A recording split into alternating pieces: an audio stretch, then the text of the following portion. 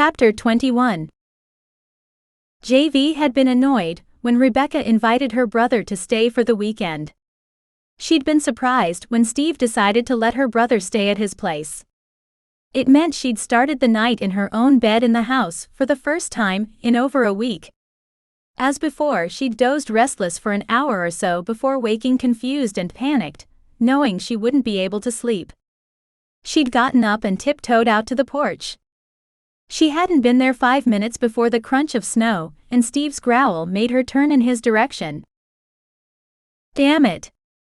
I knew it, he'd snagged her off her feet and marched back to his house. I can't leave you on your own for one night.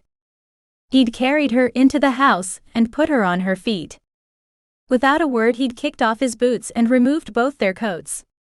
He led her to the sofa, where he settled on his back, then pulled her to lay on top of him, before flipping the quilt off the back over them both. She'd lain there, warm and secure, and in no time she'd fallen asleep. This morning she'd woken to the sound of the front door closing. She'd been confused for a moment, remembering going to bed alone, then waking to find Steve still lying beneath her. Then she'd remembered Matt, and knew he had to have seen her there with Steve, sound asleep. She thought about it for a few seconds, then decided she didn't care.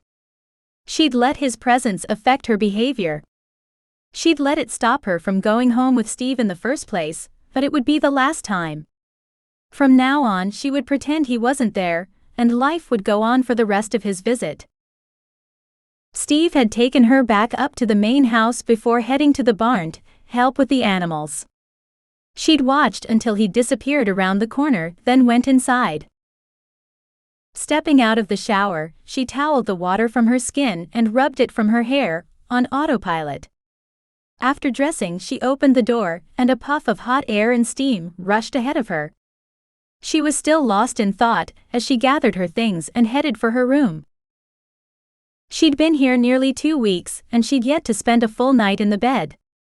It would be more convenient to move her things to Steve's, but it felt wrong without him asking her to. Besides, as easy as it might make some things, it would complicate others. As awkward as it sometimes was, it was better to keep things the way they were. She straightened things up, then went to help Rebecca with breakfast. She found the kitchen empty, but poured herself a cup of coffee.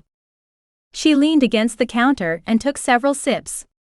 Closing her eyes, she waited for the caffeine to hit her system. It did more to wake her up than the icy cold outside or the warm shower had done. When the cup was half empty, she topped it off and went looking for the Karin. When JV came in, Nick had told her she wasn't up yet, but it was nearly 8 o'clock now and really late for her not to be up. JV was getting worried. After looking through the entire house, she ended up at the clan leader's bedroom door. Knocking softly, she called out, "Rebecca, are you up?" "I'm awake, come on in." She pushed the door open and found Rebecca sitting on the edge of the bed, her face white. "Are you all right?" She rushed to the Karen's side, afraid her friend was hurt. "I'm fine," Rebecca said, one hand against her belly, "just sick to my stomach." "Is it a bug? Something you ate?" JV hated to see her new friend feeling bad. "Is there anything I can do for you?" Rebecca shook her head. "No, it'll pass. I could use a couple of saltines though, if you know where they are." "I do. I saw 'em yesterday, above the microwave. I'll be right back." She rushed into the kitchen and came back with a tube of the crackers. "Thank you." Rebecca took the package. She pulled out a single cracker, set the package on the nightstand and took a small bite. "Isn't Bobby on duty? Where is he? I'll have him get Nick." "No, don't. I'll be fine." Rebecca stopped JV with a hand on her arm.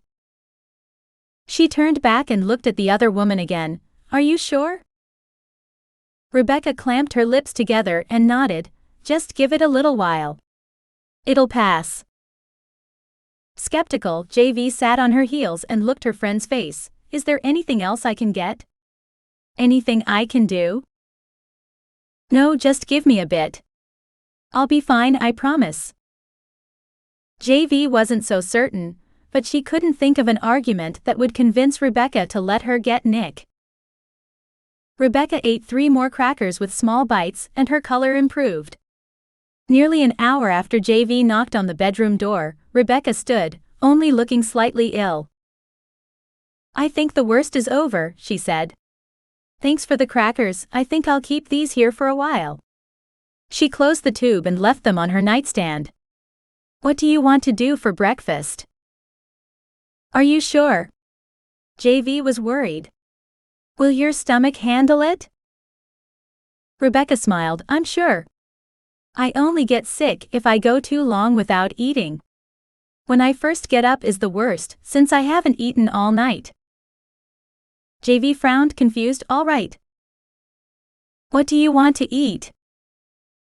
We had some mashed potatoes left over yesterday. How about I make you potato pancakes? She offered. I've never had those, Rebecca said with a small frown. All the more reason to let me make them. All right, I'm in. She laughed. Why don't you go get started? I'll get dressed and be right there. You sure you're all right? JV asked. I'm sure. I'm fine. JV looked at her friend for a long moment, before relenting and heading for the kitchen. JV stood at the kitchen sink, washing the dishes from breakfast, when a soft thump outside drew her attention. She looked up and out the window in front of her, spotting the small brown squirrel running across the snow. She watched as the curious animal raced from the tree line to the porch and back again. She couldn't figure out what he was up to. There wasn't anything on the porch that would interest him, at least not that she remembered. She couldn't help but grin as he made several more trips, dropping something on one, then racing back to pick it up, making her laugh out loud at his silly antics before he disappeared up one of the trees. She still wore a silly grin when Steve rose from under the window. His appearance reminded her there was a bench there. Realizing how strange she must look, her smile quickly faded.